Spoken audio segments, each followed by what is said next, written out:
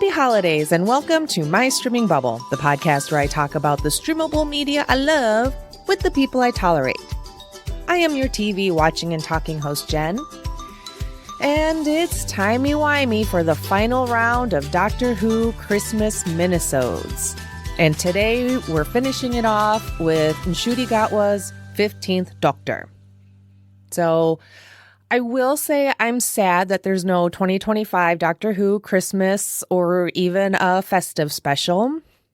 Definitely feeling robbed there, but I feel like that's just the spirit of the year. So, 2025 was what it was, and we got exactly what we deserved. I don't fucking know. It's not nice.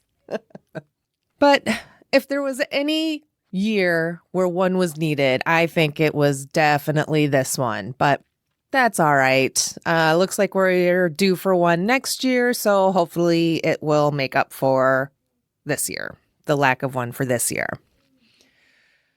And for the record, it's not to say that they weren't needed in, say, 2016 or 2020. They very much were, but holy Christmas, baby Jesus, things are so much fucking worse. And I know it's felt by a lot of people. So before I get started real quick, that's a fucking lie. That won't ever change, by the way. But it's just kind of been a hard year. I feel like a lot of us, myself included, just kind of were going through the motions of day-to-day life, holidays, special occasions. Like, don't get me wrong, they were fine and good times and everything, but just not as pumped for them as I usually am. And I think that was felt by a lot of people, at least almost everyone that I have spoken to throughout the year. So it's like, since I had to work a couple of days leading up to Christmas, people were like, oh, are you ready for the holiday? Are you ready for the big day? And my response was like, does it matter? It's going to happen no matter what. So whether I'm ready or not is completely irrelevant. So that was my very holiday spirited answer for folks. But, that's just how I was feeling. And I know that there are a lot of folks that had trouble kind of getting into the holiday spirit, whether it was this holiday or any other holiday this past year. But they're not into it. I think being in survival mode for the last 365 fucking days is enough to celebrate. Like, that's enough to exhaust anybody. And you've got now like a whole country feeling fucking exhausted from being in survival mode. That, listen, if you're not feeling Christmas, I say good for you. Congratulations. Nowhere does it say you have to celebrate Christmas. You have to be Christmassy. You have to be merry and bright. Be authentic, be yourself. And if that means not being all Christmassy, then that's A-okay. And it's not like y'all need my permission, but just another voice to let you know, hey, you made it. We made it through 2025, pretty much. All the horrendous, horrible things and some of the good, fun, nice things. But celebrate the fact that you fucking made it. You survived in survival mode, which is really hard to fucking do. And even if that means you got up, you went to work, you went through the motions, came home, crashed out, dissociated for another 4 or 5 hours until bedtime or whatever, then hey, you did what you had to do to get through it. And you know what? I'm fucking proud of you. So congratulations to everyone. We made it. Happy holidays, Merry Christmas, and Happy New Year. So that's kind of really all I just wanted to say before I get started into the episode. So, sorry, one last thing. I do want to give a shout out to those that are still maintaining that Christmas spirit, who are feeling very merry and bright. Good job. I'm happy for you. I'm proud of you. And whether you did it for your family or yourself or for whatever reason, just mad kudos for doing the work. That's impressive as fuck because shit is so fucking hard right now. So fucking hats off to y'all. Hats off to everybody. All right. Now, with all of that said, we'll go ahead and get started on Ncuti Gatwa's Christmas episodes. Now, technically, there are two. The first episode of his first season, The Church on Ruby Road, is the first episode of the season and also the Christmas special. I'm not really going to go into it too much today because I covered that episode last year with Erin A. And you might know her. She's been on this podcast covering the Doctor Who episodes, but you might also know her from It's a Fandom Thing, where she is a frequent panelist and the producer. And she is also a trivia board builder extraordinaire. So we covered all of the first season of Doctor Who, Ncuti Gatwa's first season. We did episode by episode, and that was a ton of fun. So make sure you go back and check out what we had to say about all of those. So just to kind of, I guess all I'll say about The Church on Ruby Road is that I really like this episode. I think overall it is a solid Christmas episode, but it also works very well as the first episode of the season to introduce the new companion. Because we got the doctor, he's got to save baby Lulu, and Ruby Sunday's there, and she's got to save her foster sister, basically. So it isn't just about, which they do, but then the goblins go back in time and they kidnap Ruby.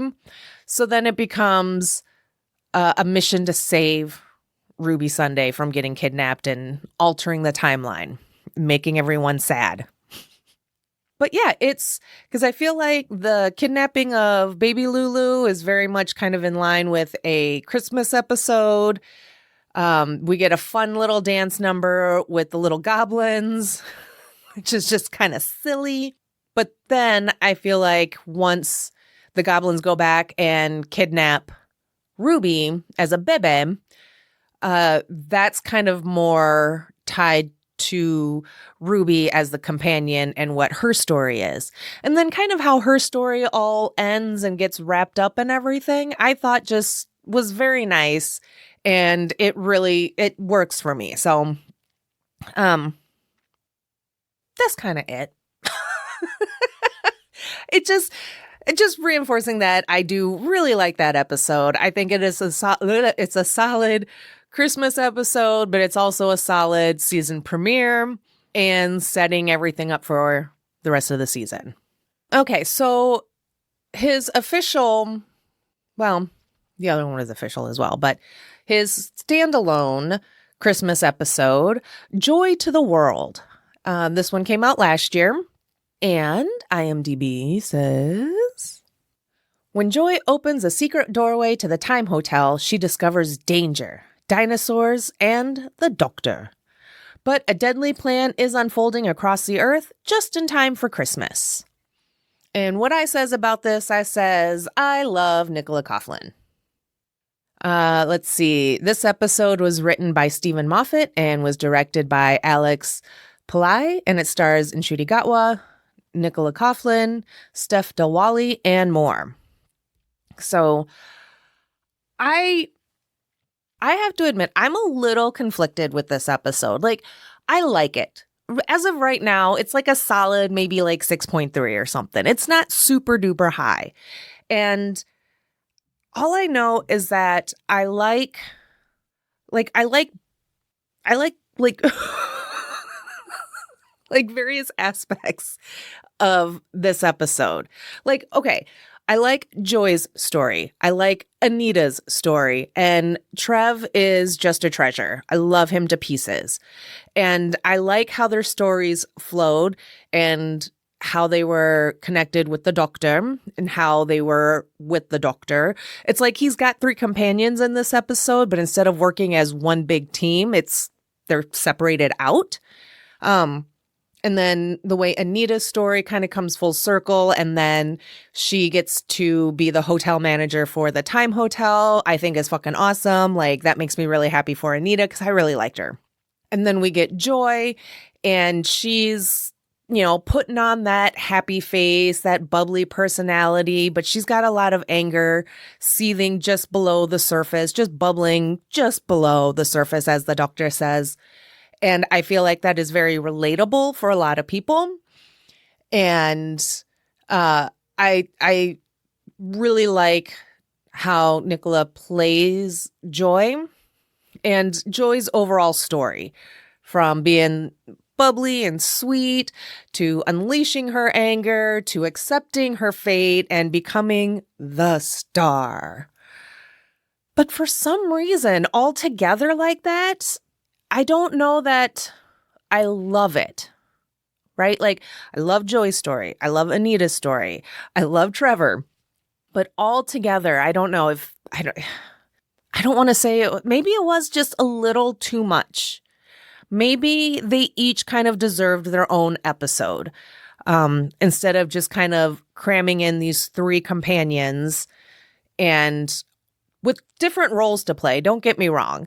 The only other thing I could think of was that these 3 companions kind of represent maybe the different stages of the doctor. Because, in this episode, we get slightly in the past doctor and then slightly older, just by like 1 year. And we see that kind of younger, air quote, younger doctor getting mad at the slightly older doctor. And he's like, this is why nobody likes you, and blah, blah, blah, blah, and all of that. And I did really like that we got that scene twice through 2 different perspectives of the doctor, because we're following him through the year on Earth with Anita at the hotel and the way he kind of experienced and lived the mundane, but also had like a weekly sit down and hang out with Anita to very much look forward to. So it's like he kind of learned to slow down, sit down, and enjoy just what's in front of you. I feel like Trevor is definitely more along the lines of the figuring it out, the detecting of the doctor. Trevor gets put on a mission and he's very loyal. He's very much just like, I won't let you down. And he doesn't. He stays loyal through all those cajillion years. And I love that for him. And it just makes you love Trev even more. But I was so bummed that he died. And I feel like he died really early in the episode. We barely got any of him. Like, I guess we got enough to be like, oh, Trev, you're just so cutie patootie and you're so sweet and funny.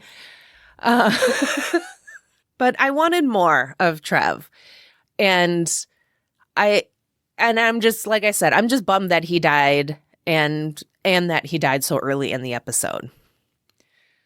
When it comes to Joy's story, I really like it. I really like kind of showing the importance of feeling the feelings, letting go of the anger instead of holding it in and then just like exploding later. But again, it's just kind of, it's like we get introduced to her at the beginning of the episode, and then the doctor does his year with Anita. So we do spend a good chunk of time without Joy. Sorry, the person, not the concept.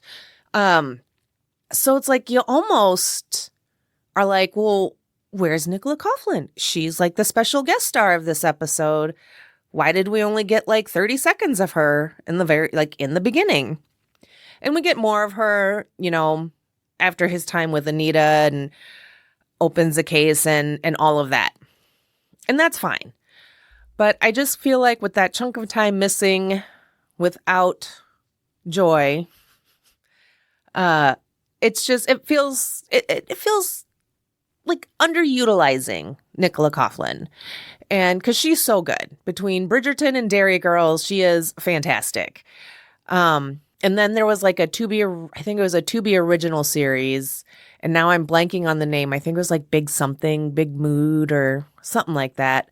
As far as I know, that only had one season. And I thought she was really fucking good in that one too, dealing with like mental illness and whatnot and the way she portrays it. I love her to pieces. And it was kind of funny because when I was watching this episode, my husband walked in. He's like, Dairy Girls, because she was on screen. And for a second, he was like, oh, I didn't realize they did a crossover episode. And I'm like, oh my God, if it had been Claire and the Doctor, I probably would have just peed my pants laughing. That would have been a fucking hoot because Claire is so high strung. And I love it so much. That poor girl is just riddled with anxieties. But, Joy's story is pretty sad. She missed out on being with her mom when her mom passed away because of the rules. And so that tells us that she passed away in 2020 during the height of the COVID epidemic, the fucking COVID mess, and how much that hurt her. And that would very much fucking hurt, so to all the people that lost friends and family in 2020 to COVID and couldn't be there with them, my heart goes out to you because I couldn't even fucking imagine. That has got to suck so hard.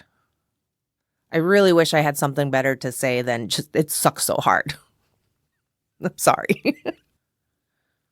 And it's like we get just enough of her to kind of get that idea of who she is, where she's at, still masking. Even in the beginning, you can kind of tell. But then when the doctor calls her out and calls her out on the hotel room that she picked, because you can tell a lot about a person by the hotel room they select. And it's like he was saying all that because he was trying to get the suitcase thingy unlatched from her. And she had to feel like a stronger emotion. And for her, it had to be anger and to just finally let that all out. So it's like, I know he was just saying that to help her, to save her, but it was quite sad. And I like that, Joy eventually not eventually, but she was like, yeah, you're right about the room and everything. But then I like how she kind of called him out and was like, but you spent a year in that room. So what does that say about you? So I do like how these three companions kind of mini storylines all come together and intertwine with each other to build to the end of the episode. Even Trev coming back as a little hologram thingy, still devoted to the Doctor, still loyal to him, and telling him where the case is, it's about to detonate, all that stuff. So it's like it does work in that sense, but I think just kind of overall, I don't know, it's like I like tomato sauce, spaghetti red sauce, even ketchup, but I don't like tomatoes. I guess that would be the opposite of what I'm talking about because I like them and I like the stories individually, but when they come together more as the sauce, that's when I don't really care for it. What kind of food analogy do I have for that one? It used to be cheesecake, but I like cheesecake now. I'm sure there's something. I don't want to take up too much time trying to think of it, but I know there's something really obvious that I'm missing. Either way, I like the overall episode itself. There's a lot of really fun parts, some funny bits. When the Doctor is spending his year with Anita and he's helping her out at the hotel and she hands him a plunger and he goes, "Is this armed?" I love it. It's just so cheeky, it's kind of silly, fun, silly little nod to the show itself. I do wonder with Anita's storyline and how it relates to the Doctor and Joy calling him out about spending that year in the room. So what does that say about him? one of the only kind of the other things I was thinking about with that bit of the episode was we see the doctor make a friend, not just a companion, but he gets to know someone without wowing them with the TARDIS and flying through time and space, and just wowing them with him being him. And then understanding the importance of having a chair and having a chair in the TARDIS to make it feel more welcoming. His goodbye with Anita was very sweet, very like bittersweet. And of course, like every other companion or every other person that meets the doctor that doesn't travel with him, just lets him know that you can't be alone. Don't be alone. So it's like they know. They know he's no good alone. And then the ending to Joy's storyline where she pretty much accepts being the starseed. And by doing so, she's able to make sure that it is far away from planet Earth when it explodes or blooms, what have you. And how she's very accepting and how she's kind of everything and everywhere. And now she gets to be with her mom again. And I like how they tied that into Joy's ending with her being the bright North Star. And then as we see her mom pass away through like a little bit of a flashback, and the mom senses that it's Joy and she knows it's her daughter and that she's going to go be with her. And she has peace in that. And I do really like that. Again, I just like various components of this episode. I just don't know how much I like it all together. Because then with Joy becoming like the bright North Star and we're jumping through different countries, different times, I love that Joy is like the North Star in Bethlehem in year 1. She was it, so joy to the world and all of that. Like, I get it. It's cute. It's fun. It very much plays into the holiday. And, what we sacrifice for other people in our lives during this time of year. We sacrifice our time and our energy. And I don't mean that to sound like in a negative way, but we do. We put in our time, our energy, our thoughts, our love into thinking about other people, as we should during this time of year. So I like that it's kind of represents that, I guess, in a way. And again, if the episode had just been the Doctor and Joy and all of that, and maybe a dash of Trevor, and then maybe save Anita story for another time, I would have been fine with that, I think. Or even if it was Anita and Trevor. And that's not to say the Doctor can't have multiple companions, because we see that with 13. She's got a whole fam. But just the way that these 3 weren't connected, but indirectly connected, I don't know. It's so dumb. I like the episode. I love the individual storylines.